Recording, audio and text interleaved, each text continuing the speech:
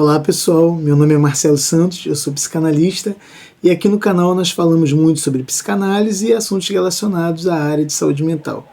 Então desde já eu vou solicitar para que você dê o seu like no vídeo, porque através do seu like o YouTube vai entender que esse assunto é interessante não somente para você, mas também para muitas outras pessoas. E o nosso tema de hoje é narcisismo primário e narcisismo secundário. E sempre que falamos sobre narcisismo, é pertinente falarmos um pouco sobre Narciso. Narciso é um personagem da mitologia grega e ele representa um forte símbolo da vaidade. Conta a história mitológica que Narciso era tão belo e tão vaidoso que Narciso entendeu quem ele realmente era apaixonado. Ao olhar o seu reflexo no espelho, Narciso caiu de amores por si mesmo, tanto que não conseguia parar de se olhar. E assim passaram-se dias, e Narciso morreu de fome e sede à beira da fonte de água, onde ele via sua imagem refletida. No livro de Freud, Introdução ao Narcisismo e Ensaios de Metapsicologia e outros textos, uma obra que ele escreveu entre os anos de 1914 e 1916, Freud afirma que todos nós somos um pouco narcisistas, pois o narcisismo seria um mecanismo de autopreservação do eu, que o sujeito considera como ideal, e, portanto, alvo de seu amor. E realmente, as situações em que o narcisismo se colocar em primeiro lugar é necessário. Se todos nós só atendêssemos a demanda do outro em detrimento de algumas necessidades pessoais, nós não conseguiríamos existir. Morreríamos.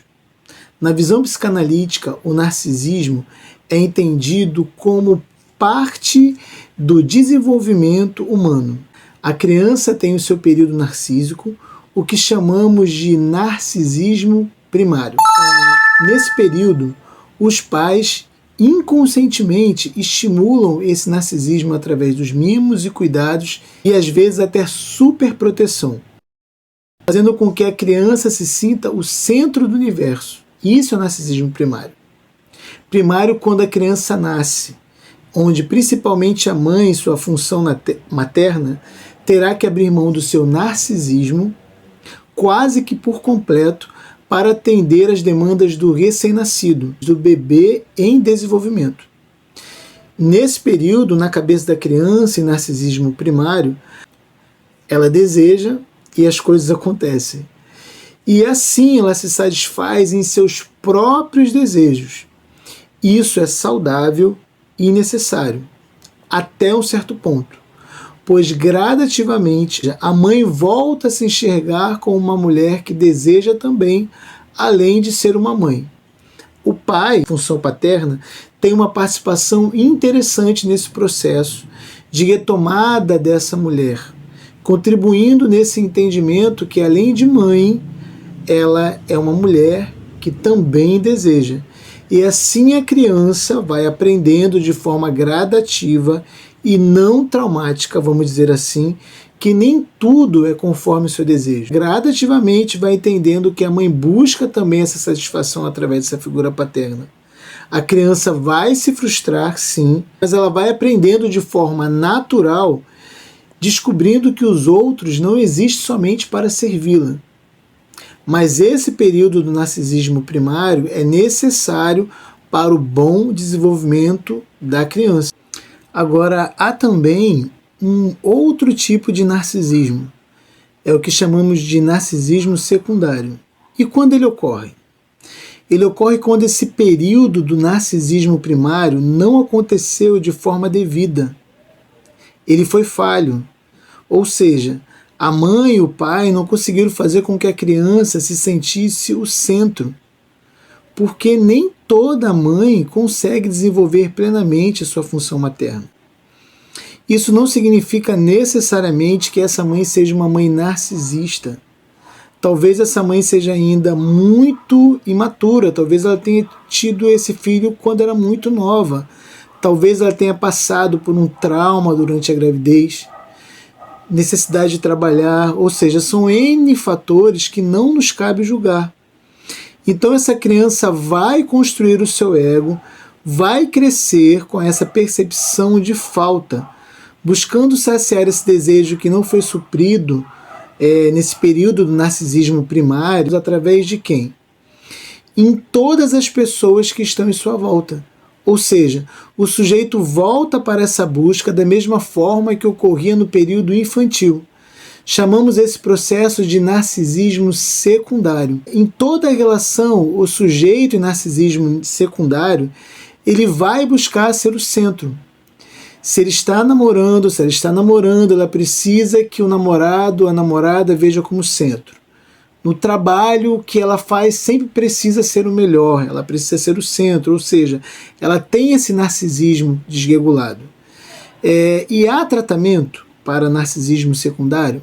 Alguns psicanalistas dizem que não. Outros psicanalistas dizem que há tratamento para esse tipo de narcisismo, né? Eu faço parte do grupo dos psicanalistas que acreditam que sim. Há também um outro tipo de narcisismo que nasce de forma muito agressiva. Ele ocorre em crianças que tiveram também o narcisismo primário executado de forma falha pela mãe nessa função materna. Ele ocorre quando ele afetou tanto a psique, ou seja, numa situação tão vergonhosa, né, no período infantil, em que o ego não tinha capacidade de conceber, né, não teve a capacidade egóica de enfrentar o trauma, e o único jeito que o ego encontrou para dar conta foi criando um outro eu de forma maciça e assumir a ilusão que esse eu ideal é ele por completo. Haverá uma significativa discrepância entre o eu idealizado e o eu que sofreu o trauma.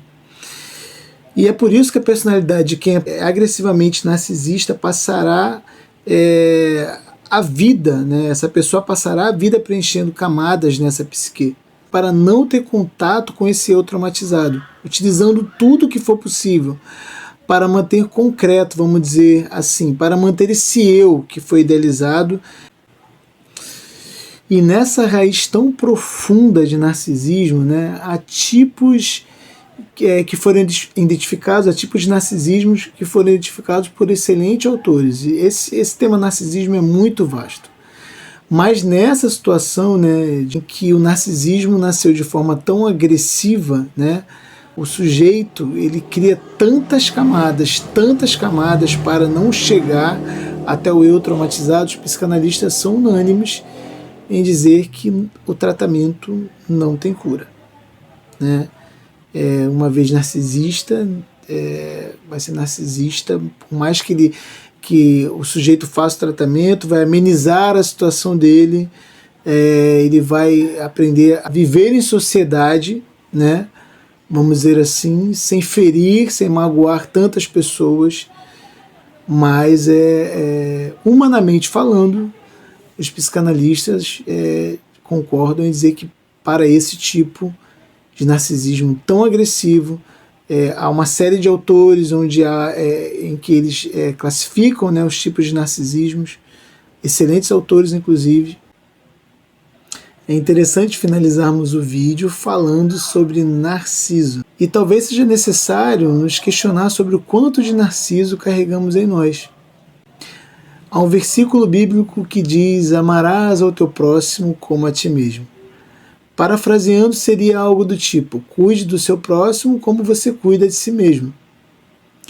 Mas se o amor de Narciso o levou à própria morte, será que ele realmente se amava tanto assim? Talvez o equívoco de Narciso não foi ter parado para admirar a sua própria beleza. É possível que o erro foi Narciso não ter levado em consideração tudo aquilo de tão extraordinário que estava ao seu redor. Um mundo de belezas diferentes da sua e que também poderiam complementar a sua própria beleza. Sendo assim, a queda de Narciso não se deu por amor próprio, mas sim porque a vaidade o consumiu de tal forma que ele foi incapaz de amar qualquer outra pessoa. É provável que ele não amava nem a si mesmo.